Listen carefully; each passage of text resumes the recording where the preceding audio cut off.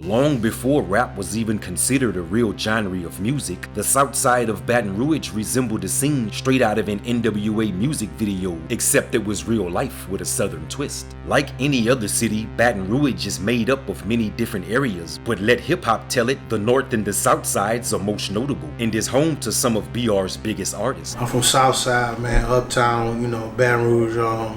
That's probably one of Baton Rouge's most popular neighborhoods. We got two parts to it, the top and the bottom. The top and the bottom used to roll together everywhere, you know what I'm saying? So when they throw their foes up, you from uptown, you throw your foes down, you from the bottom, but a foe is a foe. We was like locked in, you know what I'm saying? During the late 1980s, the south side was held down by many OGs who laid their law, and one of the most memorable of them all was a top boy native by the name of Bucky. Bucky was an OG that had a citywide reputation for making dope boy bags, slinging iron, and handling grown man business. He represented the top of the south side, was a major influence to those around him, and as the bridge to the next generation of Baton Rouge OGs, Bucky was the older brother to TBG Records founder, Lil Ivy. I've been knowing Ivy since I was probably 7 or 8. And like Ivy probably stopped going to school in middle school. So when we getting out of school, this on the bus stop waiting on us to get out of school. So you know what I'm saying? Whatever he was doing during the day, he getting money, trapping, whatever, hustling, washing cars, all that type of shit, man. And so basically he was off the porch in middle school. Off the porch, he was off the porch in middle school. But his older brother Buck and all them niggas was the ones that we looked up to in the hood. Yeah. And them niggas was some hard-nosed niggas.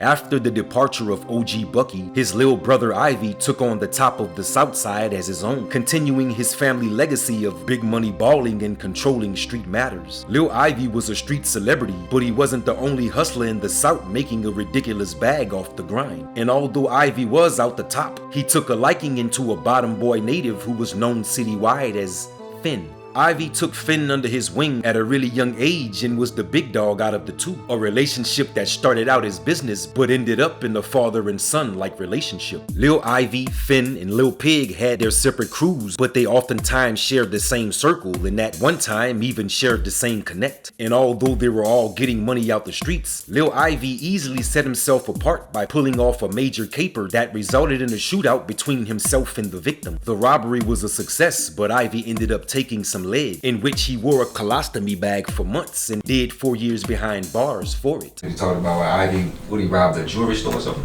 To my knowledge, that's the story I've always heard. He went to jail for like that. Okay. I know they ended up hit for some rollers, like some whole movie jewelry heist type issue. So this shit I never heard of.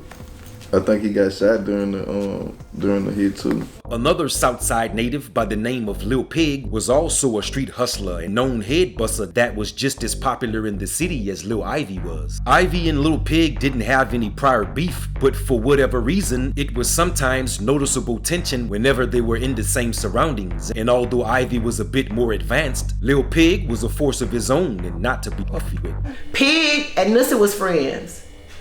And the people kept saying the dissing was coming from when Nussie did start rapping. He say, I killed that for my partner, now he owed me one. Now everybody's showing about I'm troublesome. You know, his rhymes didn't clear stuff up.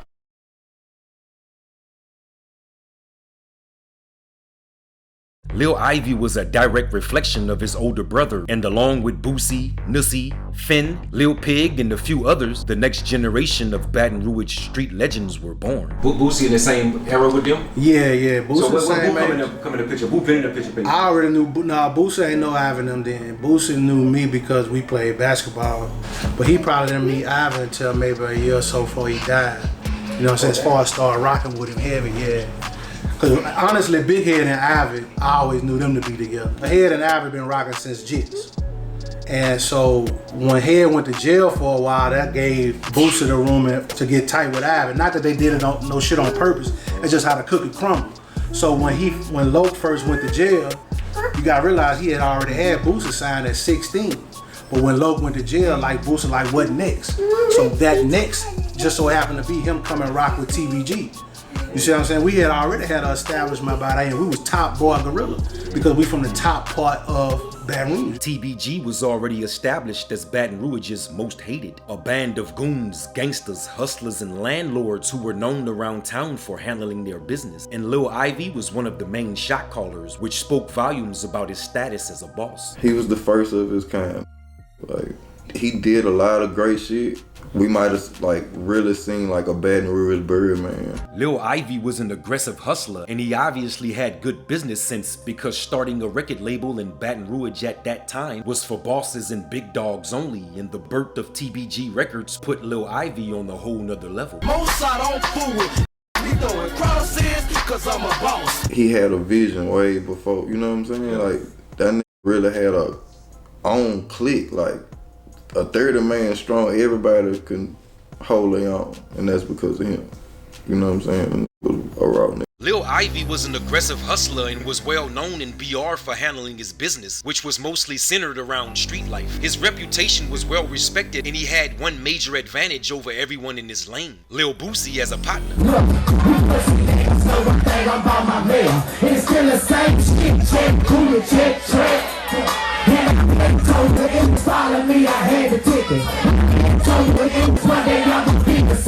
In 2002, with the understanding of how to get a real bag with rap, Lil Ivy started Top Boy Gorilla Records in honor of his stomping grounds, the top of Southside Baton Rouge. TBG is considered one of the city's founding labels, and Lil Ivy was his first artist. I'm low riding on the hunt with a rocket launcher, and on my lap is a Mac, a little pocket monster. With all the necessary tools, Lil Ivy and his Top Boy Gorilla movement was next to pop in the industry as BR's next big wave. But on April 3rd, 2005, his life was taken, which stirred up lots of mixed emotions that started a small civil war within the city.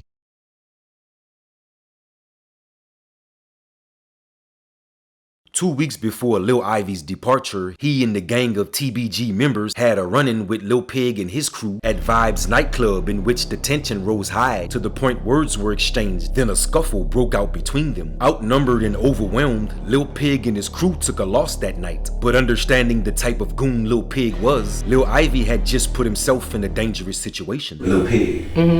What about him at the time? His character, who was he? Was he? Oh, Pig was a stand-up guy. When Ivy got killed, it was said that Nussie had something to do with Ivy getting killed for the simple fact a fight happened in Shenanigans the same night. Lil Ivy threw a party at Club Shenanigans in honor of his 25th birthday, and everybody from Boosie, Nussie, to a long list of BR's in-crowd were there. That night, Nussie and Ivy had a heated conversation that was witnessed by just about everybody in the club. But what people didn't know is right after their verbal friction with one another, they squashed it and the night went on. It was involving Nussie's entourage. Nussie ended up going outside to get something. They locked the doors, and the whole club, which was mostly people from the south side, had a fight with Nussie people. And Nussie didn't even get to swing a punch, so he was visibly upset. Like, he was upset about his people getting beat up or jumped on because the whole crowd crowded them. So the rumor about Nussie and Ivy having a fight that night, that wasn't real. That's not real. Nussie didn't have a fight. Nussie didn't swing one punch. He was outside. But let's rewind a little bit. The whole fight happened behind Ivy baby mama. Let's keep it real. You said that's why it happened? That's what the whole beef was. It was never really no beef with Ivy and Nussie. Ivy baby mama was in love with Nussie. In love with him. They started that fight that night because she walked over there to him, Marquise, Larry, and Gilbert. All them dead. Except one person. Nussie didn't like the light that he was getting from her being in his presence, but Nussie's friend did, which is Big Marquise. He didn't care. Big Marquise did not care. That's what they think? Okay, I'm gonna throw it in their face.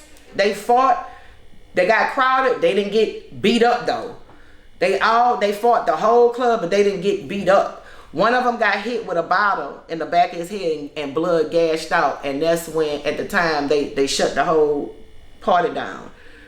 And as they was leaving, words shouted out that you gonna die tonight, and that's the night he died. After the fight in the club and Ivy's life was taken, all people could remember was the argument he had earlier with Nussie, so instinctively they pointed the finger in Nussie's direction. As it went on, time was told that it was actually Pig who you know, killed Lil Ivy. I knew dude who they said actually did it, you know what I'm saying? And even back in elementary school, that nigga was a small nigga, but he was always the bullet types. I grew up with all these niggas, so as a young nigga, that was his character. He was a stand-up nigga, but he was gonna stand in your chest. Even as a little nigga, he'll dig in your shit. The city was devastated. Ivy died, so did two of his friends. You know, it wasn't just Ivy who died, it was 3 people that died. And the way they died, it was horrible. You know, the car was almost unrecognizable. You know how if you watch those gangster movies and you see the Tommy gun and you see when they used to do the drive-bys, how the holes would be in the car. That's how that car was. It was like nobody could have walked away from that, and that's sad. You know that he ended up like that because he really was a legend, and the 2 guys in the car with him, they was good guys too. While Boosie went on to sponsor and host the annual Lil Ivy Bash, Ivy's real best friend and true loyalty came from his little partner, Finn. Whatever Finn knew about the loss of Lil Ivy, he decided to target and take it out on a different source altogether. Finn and Lil Pig were both out the bottom, but Finn's loyalty was with Lil Ivy. The scuffle between Ivy and Lil Pig 2 weeks prior to Ivy's birthday was all the motivation Finn needed to suspect that Pig was the shooter, so he wasted no time in seeing Pig off in the worst way. Pig got killed in 2008, him and his mama. His mama got killed? Yeah. They tortured both of them. Well, tortured mama to get him to come there. They kidnapped her? No, they got her in her house. Okay. They didn't kidnap her, but they hog-tied her. They beat her. They tortured her to give up her son. And she called him in distress. And he get there, and as soon as he pulled up, they shot him. His foot was hanging out the car. That's how they found him? Yeah. Car still running. The fact that Lil Pig and Finn were actual blood cousins who grew up around each other, but Finn's love for Lil Ivy was so real that he rode on his own family in the name of retaliation. Rambo in the hood, I'm a certified stepper. Rest in peace, Lil Nick, bottom boy lit.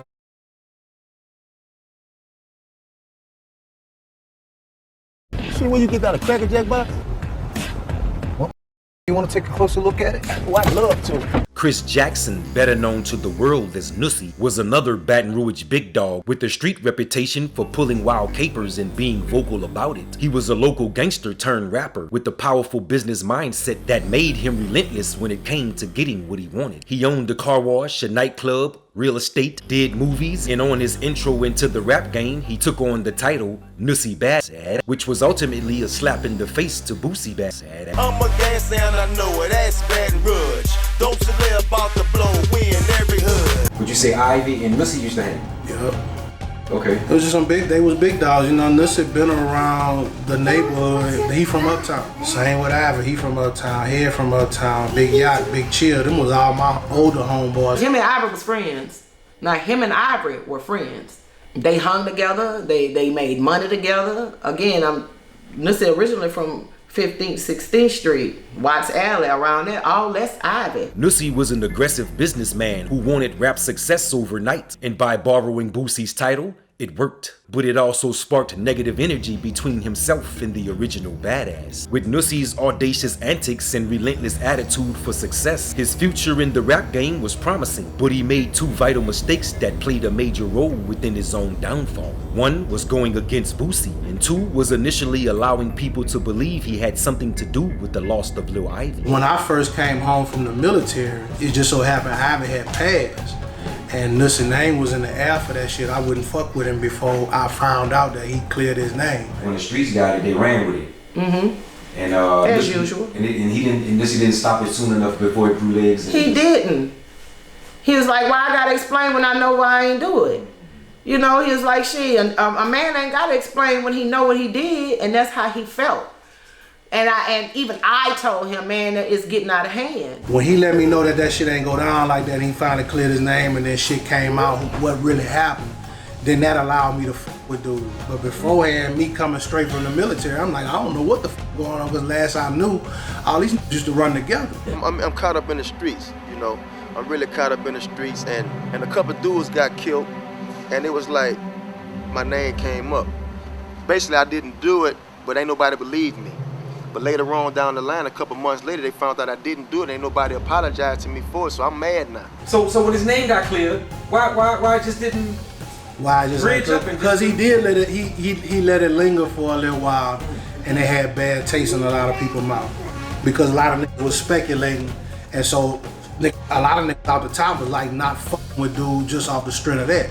So it's like, just because your name in the wind about it, we ain't even finna fuck with it. By the time he tried to clean it all up and prove his innocence, a selected few in BR streets didn't want to hear it and began attacking Nussie's legal businesses. He had done too much in the city, and within a matter of time, the city had done him back. Police say Chris Jackson, known by his rap name as Nussie, was murdered last night in the mid-city area of Baton Rouge. This was the scene last night when police found the Baton Rouge rapper shot to death inside a home in the 2300 block of America Street. How did you get that news? With Nussie, I just got off the phone with him. He was sitting on the couch playing a video game and got shot through a window.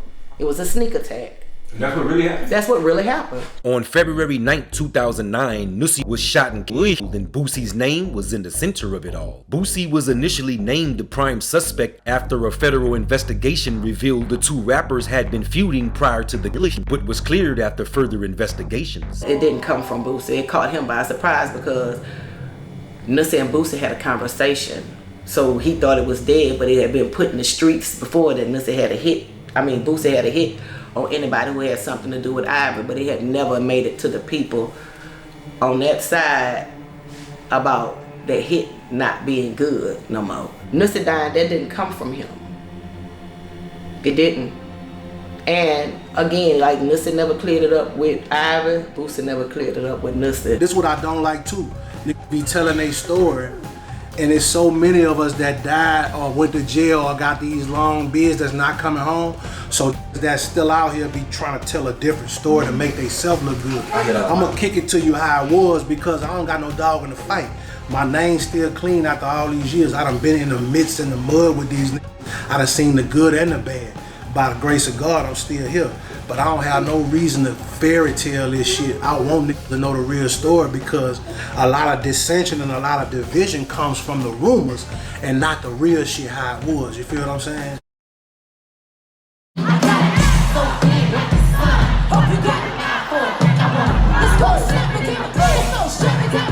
When Trina came down and performed, I guess her thing was calling somebody up on stage and like doing her little routine, like she giving them and giving them a lap dance and shit. But she chose him to come on stage, right? Yeah. And up there doing this ball stuff shit. Man, that nigga pull out about 10 grand and throw that shit in the crowd, make the crowd go crazy. Trina fell in love with him right then and there. You could see it all in her eye. And threw a 10 ball in the crowd, just fuck it. Yeah, I'm living like this. She seen that boy in the front row. She like, oh yeah, get him up here. You know, Trina a real boss. She know the real deal when she see one. She seen that boy. She wanted that boy up there. That boy went up there and cut up too. Hey, that nigga had his mouth did like my shit way back then. Right. Yeah, it was no bullshit. This shit was like this back then.